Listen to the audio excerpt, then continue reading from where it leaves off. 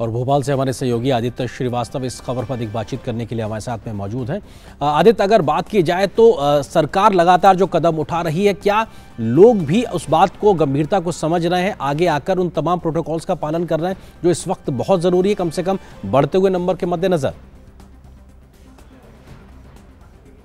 आर्येंद्र, अब लोगों के सामने विकल्प भी नहीं बचा है, क्योंकि अब रोको टोको अभियान नहीं चल रहा है, वो तो अपनी जगह था ही। अब स्पॉट फाइन हो रहा है और स्पॉट फाइन को लेकर तमाम जिलों में जो स्थानीय प्रशासन है उसने कमेटियां बना दी हैं।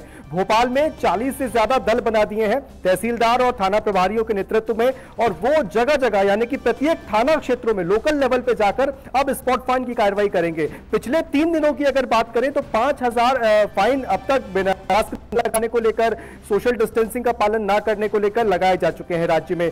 और इसके अलावा खासतौर से जो महाराष्ट्र से सटे हुए जिले हैं वहां पर उन बॉर्डर्स पर सख्ती बरती जा रही है। कोई भी व्यक्ति बिना थर्मल स्कैनिंग के गुजर के अंदर मध्य प्रदेश में एंटर नहीं हो पा रहा है, और अगर किसी का तापमान ज्यादा आ रहा है तो उसको वहीं पर रोक दिया जा रहा है। और जो व्यक्ति किसी भी माध्यम से, चाहे वो फ्लाइट से, ट्रेन से, बस से मध्य प्रदेश के अंदर आ रहा है, उसको साफ तौर पर कह दिया गया है महाराष्ट्र से आने वाले व्यक्ति के लिए कि आपको 7 दिन के लिए स्ट्रिक्ट होम आइसोलेशन में रहना ही रहना है। चूंकि महाराष्ट्र में मामले लगातार बढ़ रहे हैं, थोड़ी देर पहले श्यामा भी बता रही थी कि 25,000 के करीब मामले एक दिन में आए हैं। ऐसे में ये जो महाराष्ट्र से आने वाली बसेस हैं उन पर उनको रोकने की बात राज्य सरकार ने की है। 21 तारीख से लेकर 31 तारीख तक उनको बंद कर दिया जाएगा। 2 दिन पहले इसकी घोषणा आरएनडी इसलिए भी कर दी गई है क्योंकि आपको याद होगा कि गृह मंत्रालय की तरफ से ये निर्देश है कि अगर आप किसी राज्य की सीमा को बंद करते हैं या आवाजाही पर प्रतिबंध लगाते हैं तो कम से वहां के लोगों को, दोनों राज्यों के लोगों को इस बात की सूचना पहले से देनी होगी।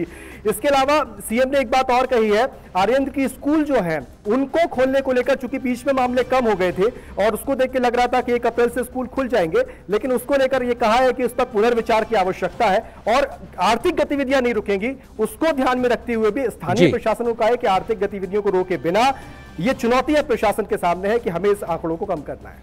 जी शुक्रिया आदित्य, फिलहाल इस बातचीत के लिए हमारे साथ भोपाल से जुड़ने के लिए शुक्रिया आपका।